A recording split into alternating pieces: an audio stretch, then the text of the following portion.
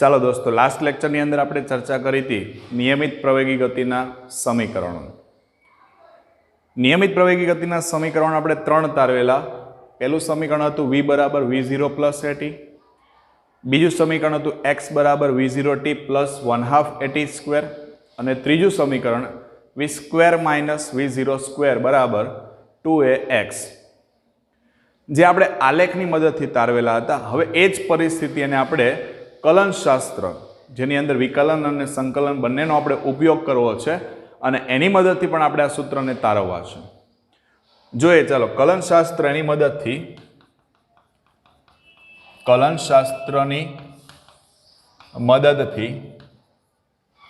અચળ પ્રવેગી ગતિના સમીકરણ તારવો,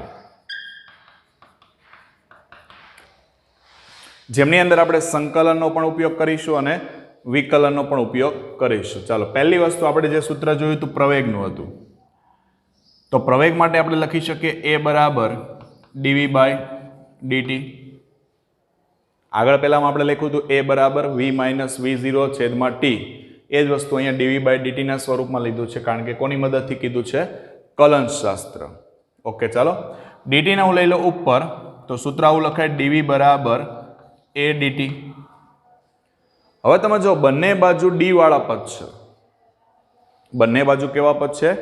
d વાળા. જો બંને બાજુ d વાળા પદ હોય તો બંને બાજુ સંકલન કરી શકાય. સંકલન લઈ લે, ઇન્ટિગ્રેશન dv બરાબર ઇન્ટિગ્રેશન a dt. સંકલન લીધું છે તો સંકલનની લિમિટ પણ આપવી પડશે. લિમિટ માટે વિચારો, અહીંયા dt છે એટલે સમયની લિમિટ આપવાની થાય આ બાજુ જમણી બાજુએ. અહીંયા dv છે એટલે વેગની લિમિટ આપવાની થાય. ધારી લો કે હું તમને એમ કહું પ્રારંભિક સમય છે 0, તો પ્રારંભિક વેગ કેટલો હોય? v0. અંતિમ સમય આપણી પાસે t થાય તો અંતિમ વેગ કેટલો થાય? v. એટલે નીચે તમારી જે લિમિટ આવશે એ પ્રારંભિક લિમિટ હશે, ઉપર લિમિટ આવશે અંતિમ લિમિટ હશે. ક્લિયર છે? ચાલો, dv નું સંકલન શું થાય? જેની સાપેક્ષે સંકલન કરતા હોય પોતે, કારણ કે આગળ કંઈ નથી. આગળ કંઈ નથી મતલબ શું થયું? અહીંયા કંઈ નથી એટલે 1 છે, તો 1 નું સંકલન જેની સાપેક્ષે કરતા હો તે પોતે, એટલે v થાય. લિમિટ આપી દો કેટલી? v0 થી v. એ અચળ dt ને સંકલન કરીએ તો dt નું કેટલું થશે? t. કેટલાથી કેટલા? 0 થી t. લિમિટ છોડશો, upper limit minus lower limit, એટલે v મૂકશો પછી માઇનસ v0 બરાબર a. આની જગ્યાએ આવશે t. v0 મોકલી દો પહેલી બાજુ, એટલે v બરાબર v0 પ્લસ at. આ થઈ ગયું આપણું સમીકરણ નંબર 1. ક્લિયર છે? ચાલો, બીજું સમીકરણ મેળવવું છે આપણે, જે x વાળું સમીકરણ હતું. x ના સ્વરૂપનું સમીકરણ હતું. તો એ સમીકરણ લાવવા માટે આપણે ઉપયોગ કરીએ v નો. v બરાબર તમારી પાસે સૂત્ર શું છે? dx by dt. v is equal to dx by dt. Same condition, આને ઉપર લઈ લો તો dx બરાબર v dt લખાય. બંને બાજુ d વાળા પદ છે તો પાછું શું કરી શકાય? સંકલન કરી દો. સંકલન ઇન્ટિગ્રેશન dx બરાબર ઇન્ટિગ્રેશન v dt. ચાલો, અહીંયા આ જે પદ છે આના માટે લિમિટ આપીએ પ્રારંભિક સમય 0, તો પ્રારંભિક સ્થાનાંતરને લખાય x0. જે આપણે આગળ જે લેક્ચરમાં જોયું હતું એમાં આપણે પ્રારંભિક સ્થાન ગણ્યું નથી, કારણ કે પ્રારંભિક સ્થાન હંમેશા કેટલું હોય? 0 હોય. પછી અંતિમ સમય લઈએ t, તો અહીંયા અંતિમ સ્થાન કેટલું થાય? x. v બરાબર આપણને ખબર છે, મૂકી દો અહીંયા. તો integration dx x0 to x બરાબર ઇન્ટિગ્રેશન 0 થી t. v બરાબર આવશે v0 plus at into dt. Ready? ચાલો, dx નું સંકલન જેની સાપેક્ષે કરશો એ પોતે, એની લિમિટ આપી દીધી x0 ટુ x. હવે અહીંયા છે ને આ dt v0 ને પણ મળશે અને at ને પણ મળશે, એટલે બંનેનું આપણે સંકલન કરવાનું થાય. તો આનો મતલબ શું થયો? આ રીતે લખી શકાય 0 to t v0 dt plus integration 0 થી t at dt. ચલો, v0 તો અચળ છે, અહીંયા એઝ ઇટ ઇઝ રાખીએ, પછી લિમિટ છૂટી પડીએ. અહીંયા v0 અચળ છે, બહાર આવી જશે, dt નું સંકલન થશે t. ટી કેટલાથી કેટલા 0 થી ટી પ્લસ એ અચળ ટીનું સંકલન કરવાનું થાય ને ટીની સાપેક્ષે ટીનું સંકલન ટીની સાપેક્ષે કરવાનું એટલે નિયમ પ્રમાણે શું થાય ઘાતમાં એકનો ઉમેરો જે ઘાત આવે ક્યાં લખવાની છેદમાં એટલે અહીંયા આવશે t²/2 0 થી કેટલા ટી છોડ દો limit upper limit minus lower limit બરાબર v0 અહીંયા ટી -0 કરશો એટલે ટી જ આવશે પ્લસ 2 આગળ લઈ લો એટલે 1/2 એ t² છે એની જગ્યાએ મૂકો t² - 0 ચાલો x -x0 બરાબર v0t પ્લસ 1/2 a t². આ થયું સમીકરણ નંબર 2. જોઈ લો અહીંયા x0 છે, આ x0 ની જગ્યાએ આપણે 0 મૂકી દઈએ તો આપણું સમીકરણ જે હતું મળી જશે. x બરાબર શું આવી ગયું v0t plus 1/2 a t². Clear છે? ચલો ત્રીજું સમીકરણ મેળવવું છે. ફરી પાછું કારણ કે ત્રીજા સમીકરણમાં તમે જો પ્રવેગનો ઉપયોગ થાય છે તો આપણે ફરી પાછું અહીંયા પ્રવેગનું સૂત્ર ધ્યાનમાં લઈએ. a બરાબર dv/dt. a બરાબર dv/dt. પણ આમની અંદર ત્રીજું સમીકરણ આપણને ખ્યાલ છે આ ત્રીજા સમીકરણની અંદર સમયનો કોઈ ઉપયોગ નથી, એની જગ્યાએ સ્થાન છે અથવા સ્થાનાંતર છે. તો અહીંયા સમય કાઢી ટી વાળું જે પદ છે એને મારે કાઢવું પડે, એની જગ્યાએ મારે કોઈ એક્સ વાળું પદ લઈ આવવું પડશે. તો આને આ રીતે લખી શકાય. જો a બરાબર dv/dt છે ને એને હું dx વડે ગુણી નાખું એટલે આ રીતે લખીએ dt ગુણ્યા dx વડે ગુણીએ અને dx વડે ભાગીએ, કોઈ ફરક પડશે નહીં. નીચેના જે પદ છે એને અલ્ટરનેટ ચેન્જ કરી નાખો, બરાબર? એને ચેન્જ કરીએ તો a બરાબર dv ના છેદમાં dx ગુણ્યા dx ના છેદમાં dt. ચાલો dx/dt એટલે શું છે v, તો આની જગ્યાએ v લખાય. તો સૂત્ર થયું a બરાબર v dv ના છેદમાં dx. કારણ શું લખીએ તો v બરાબર dx/dt. મેં v ને આગળ લઈ લીધો છે. ચાલો dx છે ને ઉપર લઈ લો તો a dx બરાબર v dv. a dx બરાબર v dv. બંને બાજુ d વાળા પદ છે, ફરી પાછું સંકલન કરી શકાય. તો a dx બરાબર ઇન્ટિગ્રેશન v dv. લિમિટ આપવી પડશે સ્થાનની અને અહીંયા વેગની. પ્રારંભિક સ્થાન x0 તો પ્રારંભિક વેગ v0, અંતિમ સ્થાન x તો અંતિમ વેગ કેટલો v. એને લઈ લો 12, dx નું સંકલન x, બરાબર? dx નું સંકલન x તો લિમિટ છે x0 ટુ x બરાબર v નું સંકલન કરવાનું, જેમ અહીંયા આપણે t નું સંકલન કર્યું હતું. તો અહીંયા કોનું છે v નું, તો v નું શું થશે v²/2 કેટલા v0 ટુ v. ચાલો લિમિટ છોડ દો.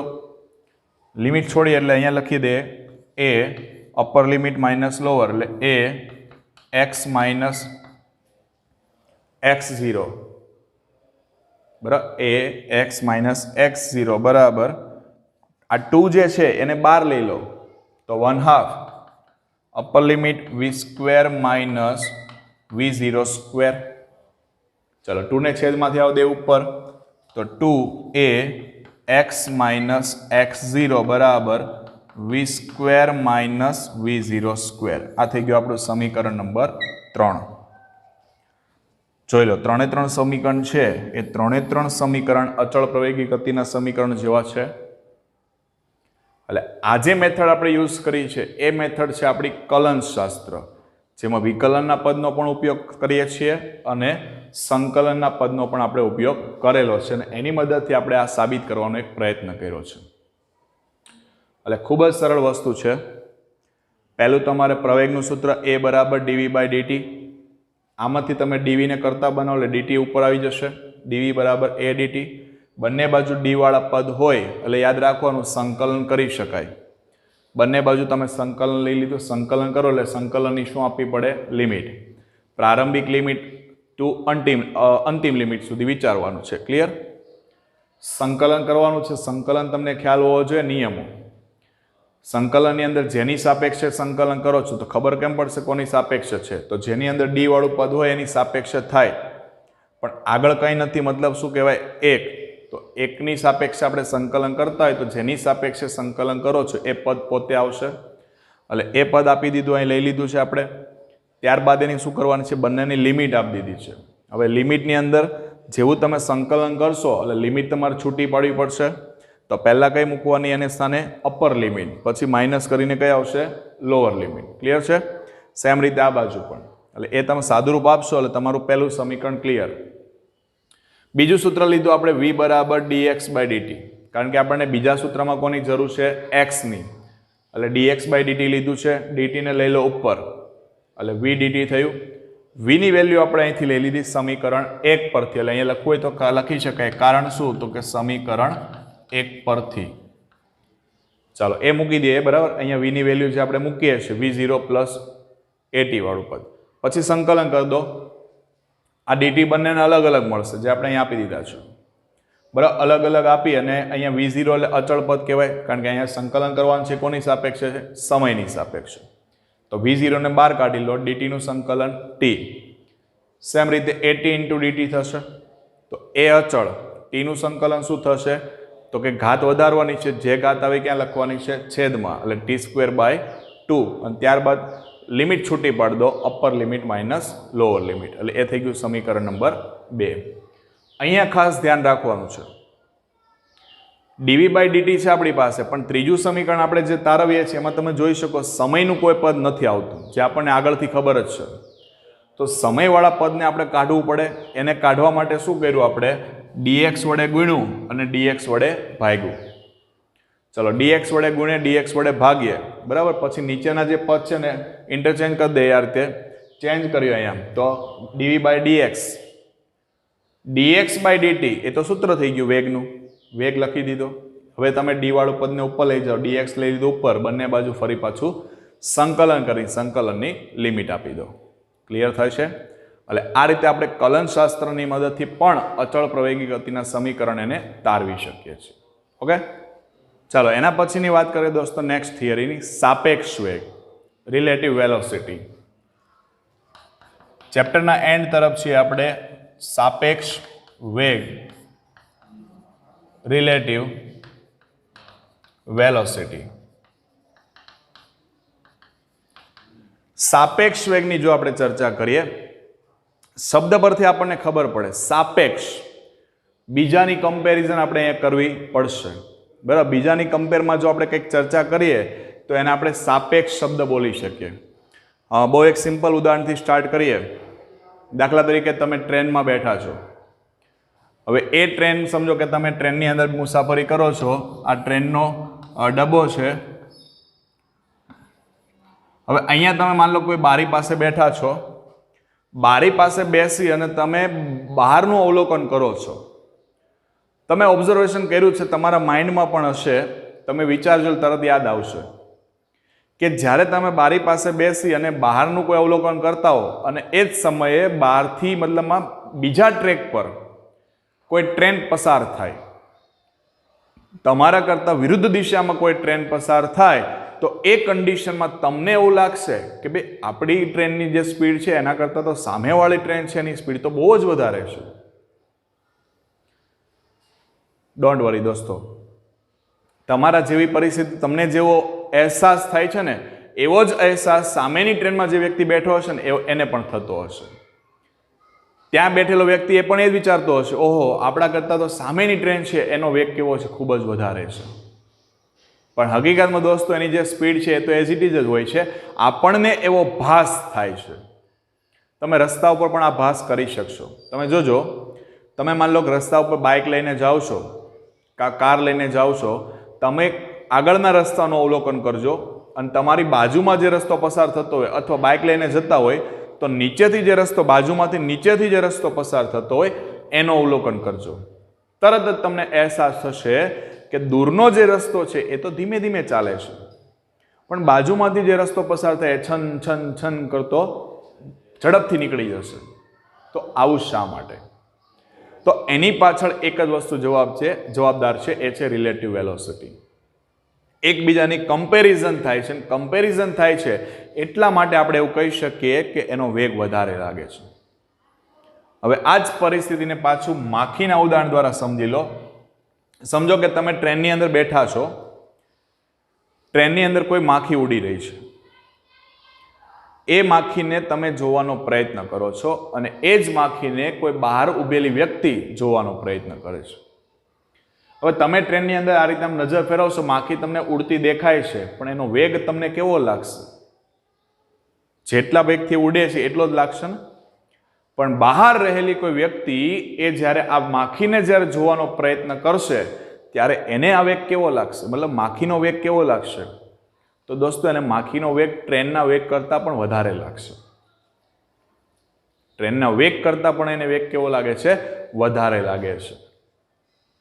એટલે એની પાછળનું આ રીઝન જે છે એને આપણે સાપેક્ષ વેગની મદદથી સમજવાનો એક પ્રયત્ન કરીએ.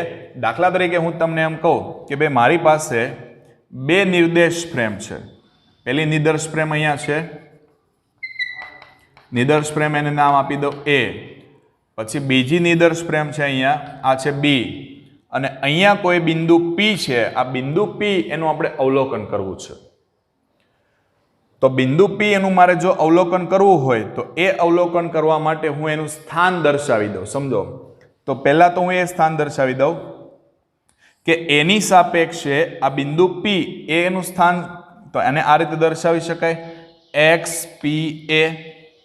કોની સાપેક્ષે? એની સાપેક્ષે. જેની સાપેક્ષે હોય એને ક્યાં લખવાનું થાય? પાછળ. યાદ રાખજો, જેની સાપેક્ષે હોય ક્યાં આવશે? પાછળ. એના સિવાયનું જે છે એ આગળ આવશે. હું એમ કહું તમને કે ભાઈ પીનું સ્થાન પણ કોની સાપેક્ષે? તો કે એની સાપેક્ષે. એને મેં ક્યાં લઈ લીધો છે? પાછળ. સેમ રીતે બીની સાપેક્ષે વાત કરું છું તો અહીંયાથી આ ડિસ્ટન્સ કેટલું લખાય? XPB લખાય. ચાલો, હવે આ બે નિર્દેશ ફ્રેમ છે, એમની અંદર વાત કરું તો એની સાપેક્ષે બીનું સ્થાન લખી શકાય.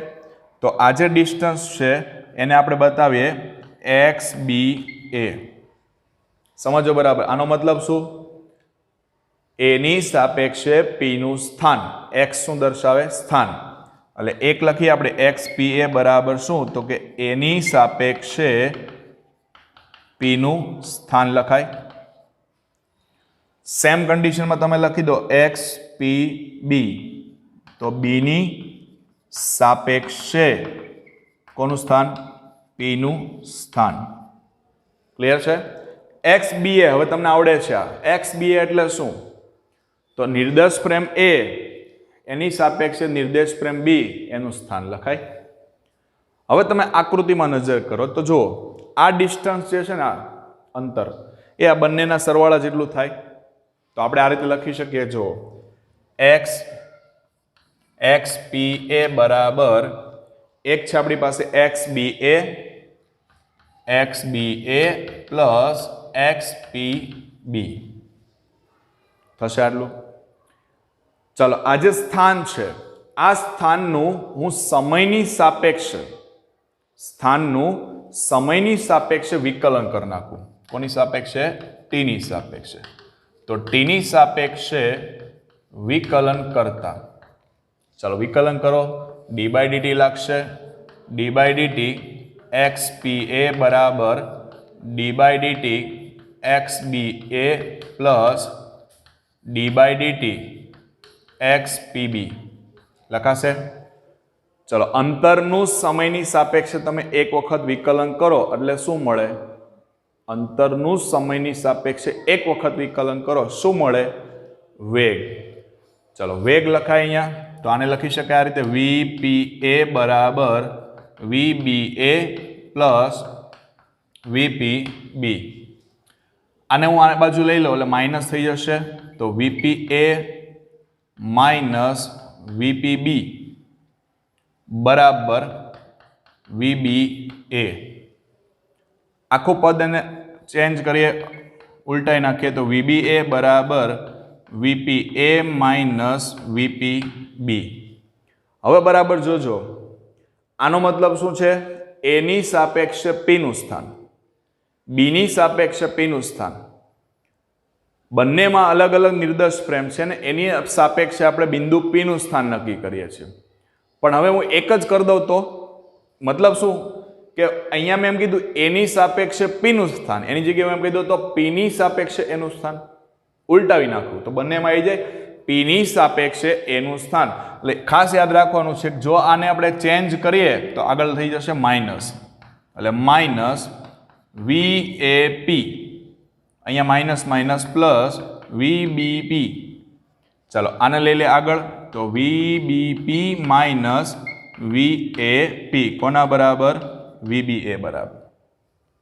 આ બંનેની અંદર જેની સાપેક્ષે આપણે ચર્ચા કરીએ છીએ એ પોઈન્ટ એ આપણો રેફરન્સ પોઈન્ટ છે, સંદર્ભ બિંદુ. એ તો કોમન છે બે માટે, તો એને આપણે ન લખીએ તો પણ કંઈ ફરક પડતો નથી. તો ફાઇનલી આપણું સૂત્ર શું લખાય? VBA બરાબર VB માઇનસ VA. VBA બરાબર શું? તો કે જે પહેલું છે એમાંથી બીજાનો વેગ બાદ કરો, VBA તો VB માઇનસ VA. હજુ તમે ઉલટ વિચારશો કે આ બેને મારે ચેન્જ કરવા છે, તો અહીંયા પણ ચેન્જ થશે. VAB હોય તો શું લખાય? VA minus VB. ક્લિયર થાય છે? એટલે આ એક દ્રષ્ટિએ આપણે સાપેક્ષ વેગની ચર્ચા કરી. હવે આ જ પરિસ્થિતિ છે એને આપણે જમીનની સાપેક્ષે વાત કરીએ, ગ્રાઉન્ડની સાપેક્ષે. કોની સાપેક્ષે? ગ્રાઉન્ડની સાપેક્ષે. તો પણ એને કોઈ ફરક નથી પડતો, કારણ કે તમે અહીંયા રેફરન્સ પોઈન્ટ પી લીધો તો એની જગ્યાએ તમે શું લખી શકો? ગ્રાઉન્ડની સાપેક્ષે લખો. ચલો ગ્રાઉન્ડની સાપેક્ષે હું તમને એમ કહું ભાઈ બી એનો વેગ, નિર્દેશ ફ્રેમ બી નો વેગ, ગ્રાઉન્ડની સાપેક્ષે એનો વેગ, તો બંનેમાં ગ્રાઉન્ડ પોઈન્ટ તો કેવો છે? કોમન જ છે ને. તો તમે અહીંયા એ પણ લખી શકો VBG માઇનસ VAG. અથવા તમારે જીને આગળ લખવું છે તો ચેન્જ કરવું પડશે. ચેન્જ કરશો એટલે પાછું આ પદ મળશે, આ પદ મળશે આપણને, જેમાં પી પોઈન્ટ આગળ છે. પીની જગ્યાએ આપણે શું વિચારીએ? ગ્રાઉન્ડ વિચારીએ. ખ્યાલ આવે છે? એટલે જે રેફરન્સ પોઈન્ટ છે એની સાપેક્ષે આપણે ચર્ચા કરવી હોય તો આ લઈ શકીએ આપણે. ગમે તે રેફરન્સ પોઈન્ટ હોય, ગમે તે સંદર્ભ બિંદુ લેશો એને તમે પાછળ લગાડી દો, વીની પાછળ લગાડો, બીની પાછળ લગાડો, એની પાછળ લગાડી દો, એટલે તમારો આન્સર થઈ જશે. ખ્યાલ આવશે? એટલે આ પરિસ્થિતિ છે. હવે એ જ પરિસ્થિતિને આપણે થોડુંક ચેન્જ કરીને પણ વિચારવાનો એક પ્રયત્ન કરીએ આપણે. સમજો કે બીજી રીતે મારે, આ તો આપણે સિમ્પલ વસ્તુ થઈ ગઈ, સ્થાનની દ્રષ્ટિએ બતાવ્યું, વેગની દ્રષ્ટિએ બતાવી આપણે. સમજો કે હું તમને એમ કહું ભાઈ મારી પાસે અહીંયા કોઈ આ ઉગમ બિંદુ છે O, એટલે એ ઉગમ બિંદુ એ જ આપણા માટે રેફરન્સ પોઈન્ટ થઈ ગયો છે. એની સાપેક્ષે બે દડાઓ છે, આ A અને બીજો દડો છે B. દડા એનો વેગ એ પ્રારંભમાં લઈએ તો V0 લખાય, V0 ઓફ A લખી દઉં. આનો વેગ શું લખાય? V0 of B. તો આનું પ્રારંભિક સ્થાન શું થાય? તો આનું પ્રારંભિક સ્થાન અહીંયા સુધીનું લખાય કેટલું? તો કે XA, પણ કોને સાપેક્ષે? O, સંદર્ભ બિંદુ O ની સાપેક્ષે. આનું તમે પ્રારંભિક સ્થાન બતાવો તો XB, પણ કોની સાપેક્ષે? O ની સાપેક્ષે. ધારો કે હવે T સમયગાળા બાદ આપણો વેગ જે છે એ પદાર્થ બદલામાં ગતિ કરે છે, અચળ વેગથી ગતિ કરવાનો પ્રયત્ન કરે છે ને એવી કન્ડિશનની અંદર સમજો કે એના સ્થાનમાં ફેરફાર થાય. એના સ્થાનમાં શું થાય? ફેરફાર થાય. તો સામે એનો વેગ પણ શું થઈ જશે? બદલાશે. વેગ બદલાય, પણ સમજો કે આ પ્રારંભિક વેગ આપણે બતાવ્યા છે, દડા બંને પ્રારંભમાં કેવા છે? સ્થિર છે. હવે T સમયગાળા બાદ એનો વેગ ચેન્જ થાય છે. કન્ડિશન એ જ ટાઈપની રહેશે. આપણે એને શું કર્યું? ગતિ કરાવી એટલે દડાનો વેગ શું થાય? બદલાય. આ A દડો છે, આ દડો B છે, બરાબર. બંનેના વેગ લઈએ આપણે તો આ પ્રારંભિક વેગ V0 A હતા. હવે આને કહી દો VA, પણ કેટલા સમયે? T સમયે. આ VB ઓફ T. એટલે તમે સમયગાળાની દ્રષ્ટિએ ધ્યાનમાં લો ને તમને ઝડપથી ખબર પડશે. અહીંયા પ્રારંભિક સમય 0 છે ત્યારની વાત છે, બરાબર છે. ચાલો સ્થાન જે છે, આ સ્થાન આપણે ચેન્જ કર્યા છે. સ્થાન ચેન્જ કર્યા એટલે કેટલા સમયગાળા બાદ? તો કે T સમયગાળા બાદ આનું સ્થાન XA ઓફ ટી લખાય. સેમ રીતે આનું સ્થાન શું લખાય? એક્સ બી ઓફ ટી લખાય. ક્લિયર છે? ચાલો, હવે આપણને ખબર પડી કે વેગમાં પણ ફેરફાર થાય છે, સ્થાનમાં પણ ફેરફાર થાય છે. આપણી પાસે સાપેક્ષ વેગનું સૂત્ર છે, અથવા અચળ પ્રવેગી ગતિ કરતા પદાર્થના આપણે સમીકરણ તૈરવા છે. v બરાબર v0 પ્લસ એટી. બરાબર, v બરાબર v0 પ્લસ એટી. એ બધા અલગ અલગ સૂત્રની તારવણી કરી છે, પણ જનરલી હું સૂત્ર લઈ લઉં છું સાદામાં સાદું. સરેરાશ વેગનું સૂત્ર આપણી પાસે હતું. વેગ અથવા વેગ બરાબર શું લખાય? તો કે સ્થાનાંતરના છેદમાં સમય. દડા એ માટે, ચાલો, દડા એ માટે એનો અંતિમ વેગ v a છે અને પ્રારંભિક કેટલો છે? 0 છે, એટલે v a માઇનસ v0. પણ આને લખીએ કે ના લખીએ કોઈ ફરક પડશે નહીં, કારણ કે પ્રારંભમાં તો બંને દડા કેવા છે? સ્થિર છે. ઇઝ ઇક્વલ ટુ સ્થાનમાં થતો ફેરફાર. સ્થાનમાં કેટલો ફેરફાર થાય? તો કે x A of T minus X A of 0 છેદમાં સમય કેટલો લેગો? ટી. આને લઈ લો ઉપર અને આના બરાબર 0 લઈ લો તો વી એ ઇન્ટુ ટી બરાબર x A of T minus X A of 0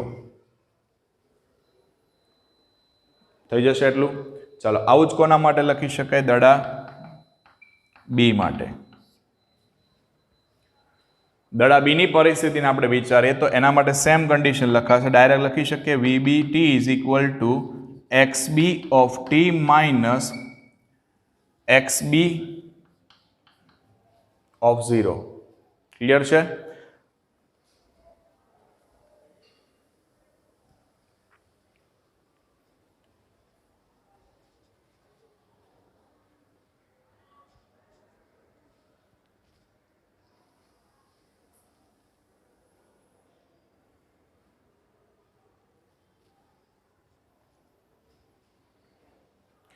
ચાલો, હવે આમની અંદર આ બંને જે સમીકરણ છે એમની અંદર આ માઇનસ વાળા પદને આપણે આ બાજુ લઈ લઈએ.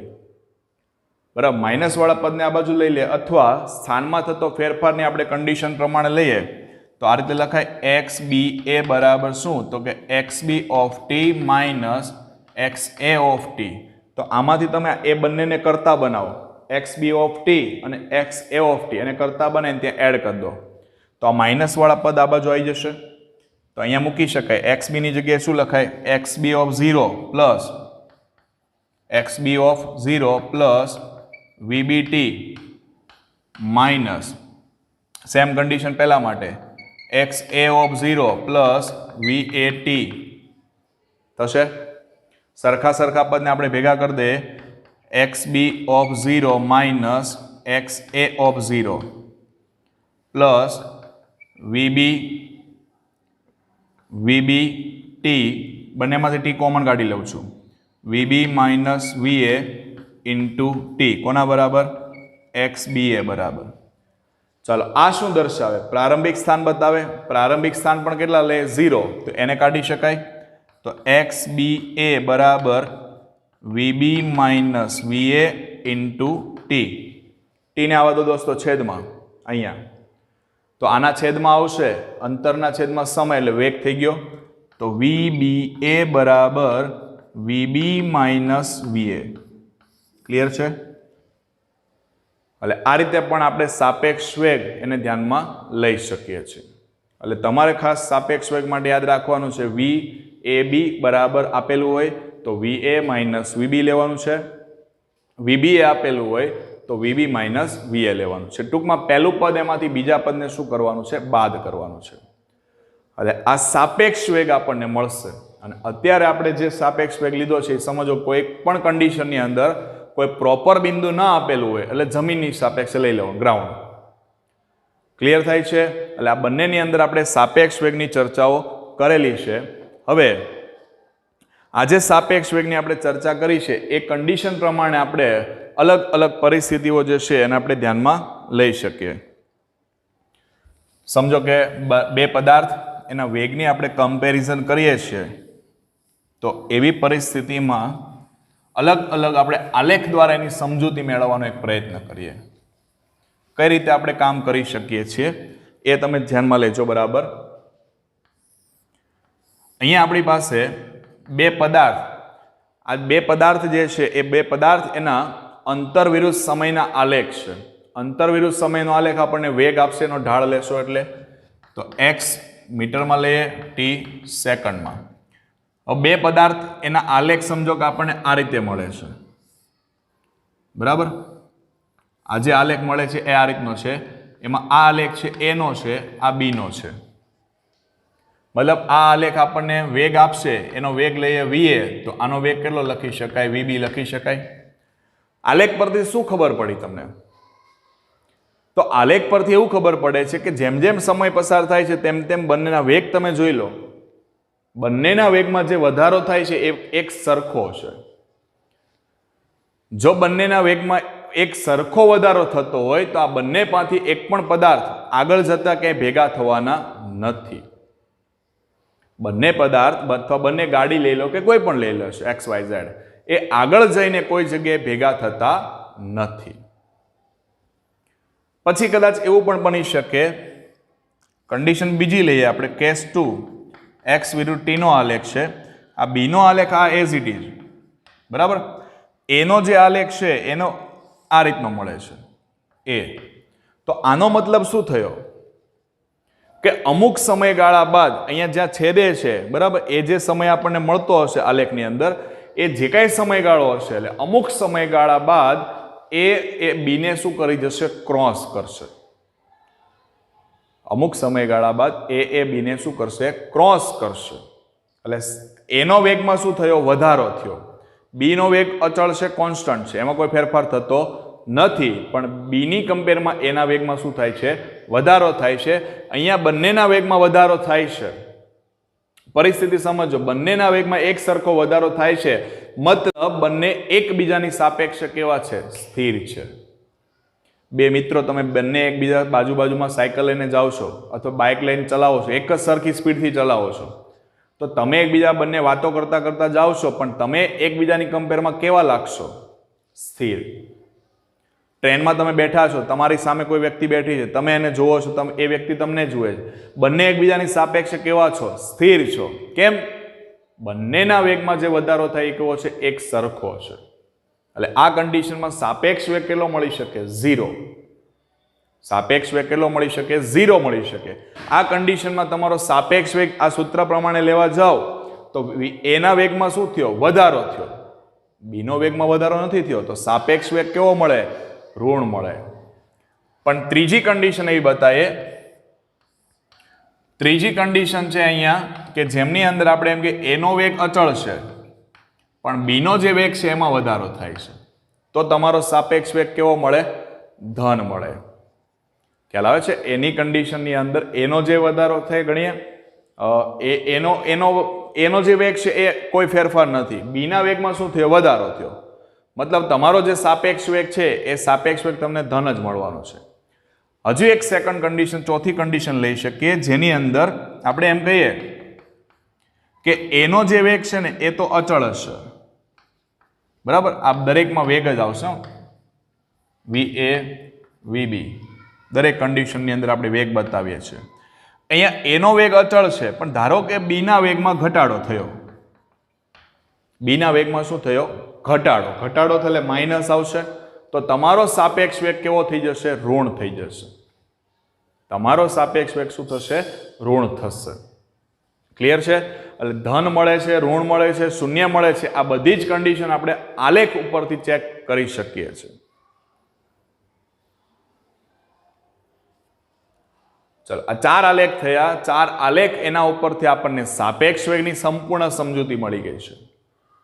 સાપેક્ષ વેગ નક્કી કરવો છે, રિલેટિવ વેલોસિટી, તો બીજાની કમ્પેરમાં તમારે ચર્ચા કરવી જ પડે. પોતાનો વેગ પોતાની સાપેક્ષે ક્યારેય નક્કી થઈ શકે નહીં. ખ્યાલ આવશે દોસ્તો? એટલે અહીંયા આપણા ચેપ્ટર નંબર 3 એની થિયરીઓ પૂરી થાય છે. નેક્સ્ટ લેક્ચરની અંદર ચેપ્ટર નંબર 3 એના દાખલાઓ આપણે શીખીશું. તો એના માટે તમે ચેપ્ટરની અંદર આવતા જે કાંઈ સૂત્રો છે એ સૂત્રો એને ખાસ તૈયાર કરી દેજો. સૂત્રની આપણને જરૂરિયાત ઊભી થશે. ક્લિયર થાય છે? ઓકે.